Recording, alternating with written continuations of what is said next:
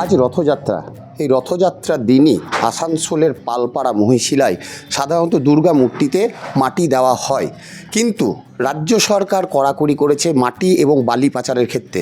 সেক্ষেত্রে মৃৎশিল্পীরা যে বেলে মাটি প্রয়োজন, যেটা গঙ্গার মাটি, সেই মাটি পাচ্ছেন না। ফলে তাদের কাজ প্রায় এক প্রকার বন্ধ হয়ে গেছে এবং চিন্তিত তারাও, যদি বা কোনো রকমের মাটি পান সেটা তাদের দ্বিগুণ দামে কিনতে হবে, এই আশঙ্কায় রয়েছেন। এবং তারা যে সমস্ত ক্লাব বা প্রতিষ্ঠান যারা মূর্তি নেয় তারা সেই দাম দেবে কি না সেই ব্যাপারেও তারা চিন্তিত।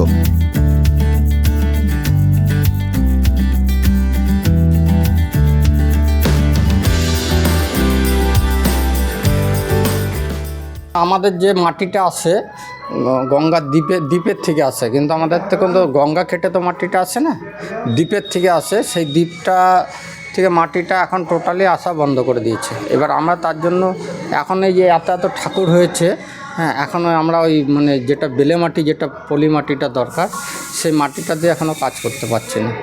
মানে তাহলে তো সামনে পুজো আসছে। হ্যাঁ, পুজো আসছে, আমাদের খুবই কষ্ট। এখনও দেখছি মানে এই যে এখানে যারা মাটি দিয়ে যায় তাদের বলছে না দাদা মাটি দেওয়া যাবে না। এই পরিস্থিতি বিকল্প তো এখন কিছু করার নাই। এখন দেখা যাক কি হয়। দিদি যদি আমাদের করে যে না মৃৎশিল্পীদের কিছু মানে করা হোক, হ্যাঁ, তাহলে নিশ্চয়ই আমাদের কাজ হবে, আর নাহলে মৃৎশিল্পীরা সব মারা যাবে আর কি। আজকে তো রথের দিন, আজকে তো প্রতিমায় মাটি দেওয়ার কথা। হ্যাঁ, কতটা এগুলো কাজ? না মাটি দেওয়া হয়তো আমরা এক মাটি অবধি করতে পারছি, কিন্তু মাটিটা করতে পারছি না এখনো। হ্যাঁ, মানে গঙ্গার মাটিটা। হ্যাঁ, সেই মাটিটা কোথা থেকে আসে? এই মাটিগুলো তো লোকাল মাটি। হ্যাঁ, এগুলো তো কোনো ব্যাপার না, এগুলো ধান ক্ষেতের মাটি। কিন্তু ওইখানকার যে মাটিটা আসে সেই মাটিটা আমরা না পেলে আমাদের টোটালি কাজের অবস্থা খুব খারাপ হবে। সেখানে তো দামও বাড়বে।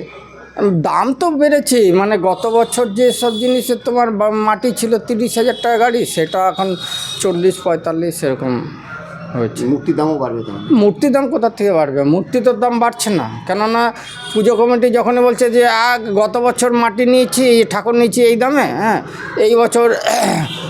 এই বছরে কত হবে নেন না, 500 টাকা বেশি নেন।